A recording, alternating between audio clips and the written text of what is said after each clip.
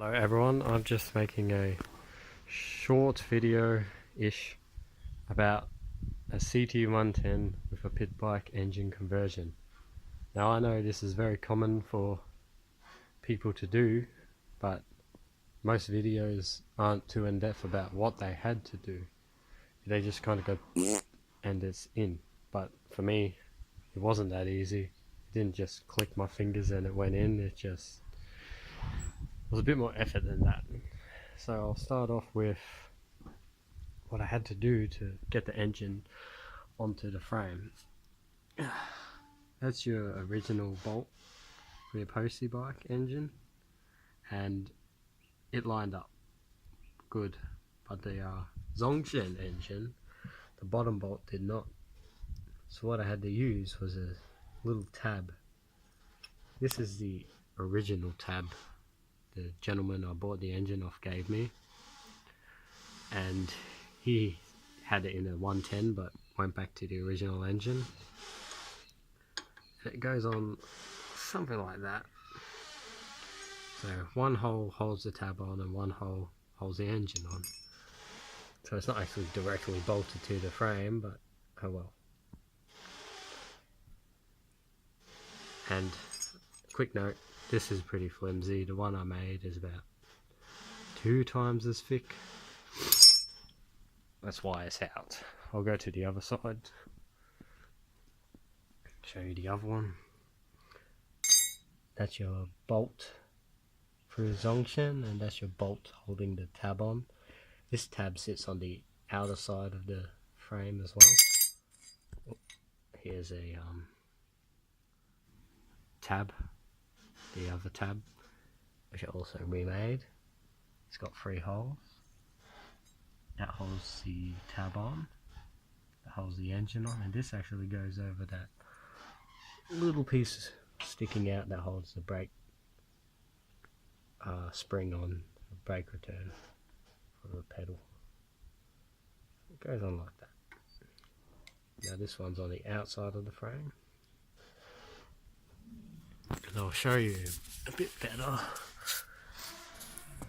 in depth. Those 2 bolts, they hold the frames on. As you can see, this frame, I mean not frame, sorry, tabs. This tab is on the inside, but the other tab is on the outside. This long fat bit is where the bolt goes through for the actual engine. And that's just your breather. It's a bit squashed, but that's the best it's gonna get. Another note is this engine, which I should just quickly go over. It's a Zongshen, made in Japan. So that's some quality for you. Standard of Japan. It's actually a 4-speed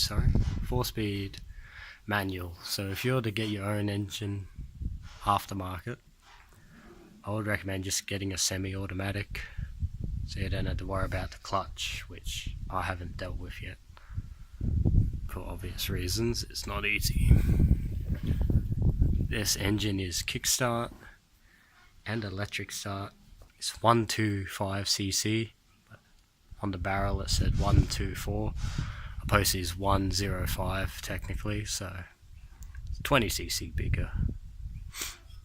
19. Now, its dipstick is on its bum of the engine for whatever reason, instead of a nice easy spot. So what I had to do was grind some of this tab back that holds your brake switch, just so I could get the dipstick in and out with less struggle. Still not easy, but it's doable. I believe you can't really buy this particular one anymore. They make a big chunky square one now for their 125. I had a quick look on eBay. So yeah, anyway, back to the topic. I covered the frame, what I had to do to get the engine onto the frame. Exhaust, I wouldn't worry about, that's just a pit bike exhaust. I don't think it came with one because I bought this engine for $100 and it was just the engine. But it came with a few little things. The guard that usually goes here doesn't line up with the engine holes, and this exhaust gets in the way. Some people like the guard, some people don't. I would prefer to have it back on. Also to take note, the stud pattern underneath that holds the this bar on is different. So this bar hold with the pegs on it is a one off eBay, $20. But I've used the original postie pegs, but to make them hold properly I had to actually flip them upside down and spin the rubber around. You can see here it's very flat. The postie one kind of comes up and out. Postie bike's kickstand, the spring goes on the outside, but this one actually has a spring on the inside, so I had to weld another tab on,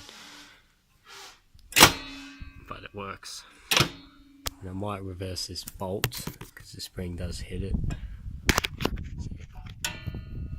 but that bolt's a bit annoying to work with. Okay, what else?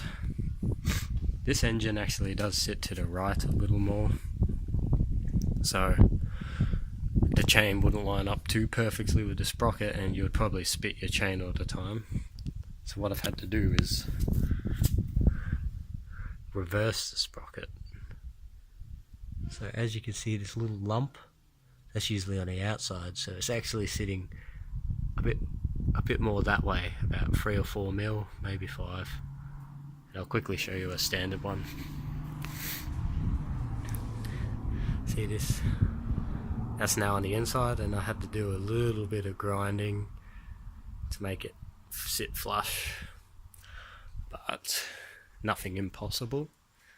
Though it did mean that your chain guard, like that, doesn't fit anymore because it actually rubs against it. So my plan was to just, cut it short.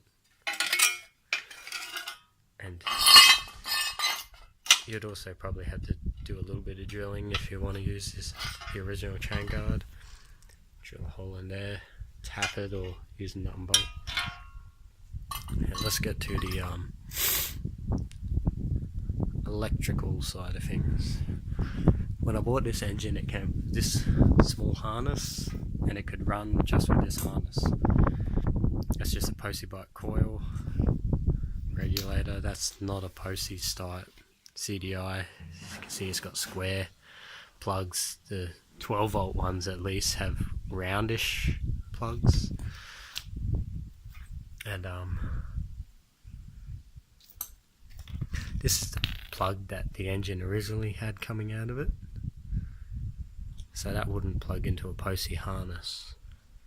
So what I did was cut off the old magneto and solder it. Cut off the plug off the old postie engine and solder it onto the new engine, which I'll show you now. You see it's had a lot of cutting done to it, but I only did this bit.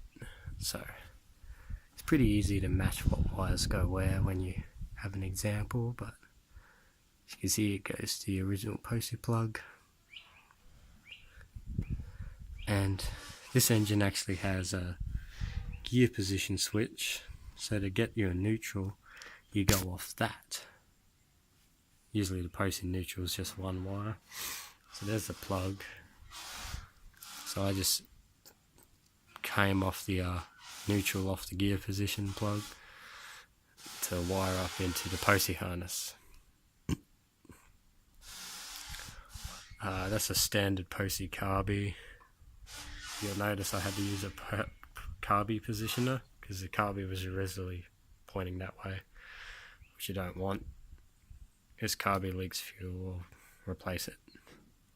I had to make fuel lines because of where the carby sat. As you can see, they're running along. This engine is electric start as well as kickstart, but I don't have a solenoid or starter switch. but it will start off kickstarting. So yeah, it's pretty much plug and play now.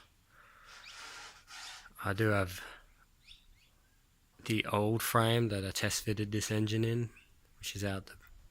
I can also show in depth of that, but I think I've covered everything I want to. I hope this helps some people who are trying to put a Zongshen in at least, but I don't know, maybe it will help out with anyone else using pit bike engines. And that's all.